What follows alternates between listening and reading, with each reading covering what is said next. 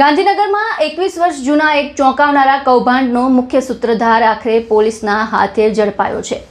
કુદરતી રીતે મૃત્યુ પામેલા વ્યક્તિના મોતને બનાવટી અકસ્માતમાં ખપાવી વીમા કંપની પાસેથી લાખો રૂપિયા મેળવવાના કથિત કાવતરામાં 2005થી ફરાર રહેલા આરોપીને ગાંધીનગર એલસીબીએ કલોલમાંથી ઝડપી પાડ્યો છે। લાંબા સમયથી પોલીસને ચકમો આપી રહેલા આરોપી હવે કાયદાના સકંજામાં આવ્યો છે।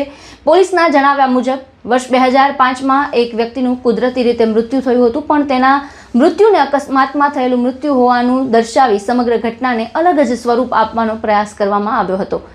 આરોપીઓએ બનાવટી દસ્તાવેજો ઊભા કરી વીમા કંપની પાસેથી અંદાજે રૂપિયા 5 લાખનો વીમો ક્લેમ કરાવ્યો હોવાનો આરોપ છે। એટલું જ નહીં, આ જ બનાવટી દસ્તાવેજના આધારે MSET એટલે કે મોટર અકસ્માત ક્લેમ ટ્રિબ્યુનલમાં પણ વીમો ક્લેમ કરવાનો પ્રયાસ કરવામાં આવ્યો હોવાથી પોલીસ તપાસમાં આખી વિગતો સામે આવી।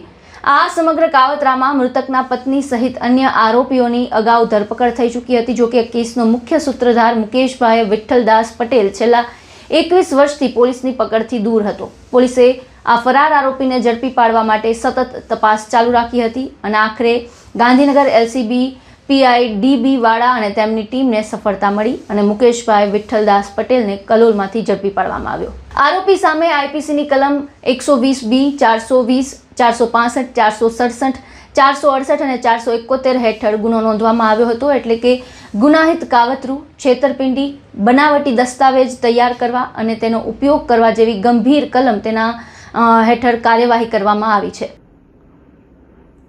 Gandhinagar range DIG sir Virendra Yadav સાહેબ તથા ગાંધીનગર એસપી રવિ તેજા સરની સૂચનાથી ગાંધીનગર એલસીબી 1ની ટીમ ડીબી વાળા પીઆઈની માર્ગદર્શન હેઠળ ગાંધીનગરમાં ચાલતી પ્રોહિબિશન તેમજ અન્ય ગેરકાયદેસર પ્રવૃત્તિને નેસ્તનાબૂદ કરવા માટે પેટ્રોલિંગમાં હતી। એ દરમિયાન ગાંધીનગર એલસીબી 1ના પીઆઈ ડીબી વાળાની સૂચનાથી પીએસઆઈ મકવાણાની ટીમ કલોલ શહેર તેમજ કલોલ તાલુકા વિસ્તારમાં પેટ્રોલિંગમાં હતી। એ દરમિયાન ગાંધીનગર જિલ્લાના દાખલ થયેલ ગુના રજિસ્ટર નંબર 6/2005 જે Gandhinagar zone CID crime Ahmedabad યુનિટમાં દાખલ થયેલો હતો, તેનો નાસ્તો ફરતો આરોપી મુકેશભાઈ વિઠ્ઠલભાઈ પટેલની અટકાયત કરેલી છે।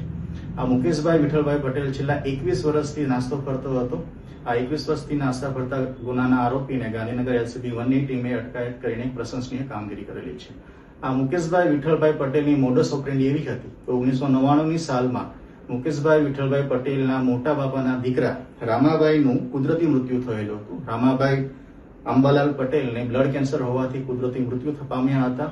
આનો લાભ લઈને જે આરોપી છે એમણે સાબરકાંઠાના પીએસઆઈ તેમજ ત્યાંના ડોક્ટરની મિલીભગતથી આ કુદરતી મૃત્યુને વાહન અકસ્માતમાં ખપાવી દઈ ત્યાં 52/1999 વિજયનગરમાં ગુનો દાખલ કરાવેલો હતો અને એક ખોટા પેજ પેપર બનાવીને ધ ન્યૂ ઇન્ડિયા ઇન્સ્યોરન્સમાંથી 5 લાખનું વળતર પણ મેળવેલું હતું।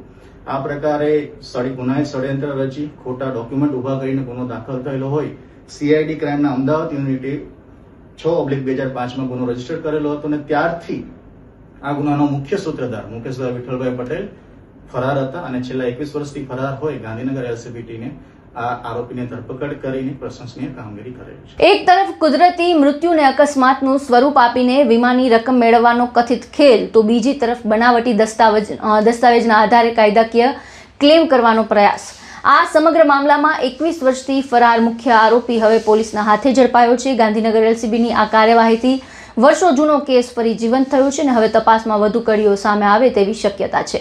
આ સમગ્ર મામલે આપના વિચાર અમને જણાવો અને તમામ ન્યૂઝ અપડેટ માટે મારી સાથે જોડાયેલા રહો।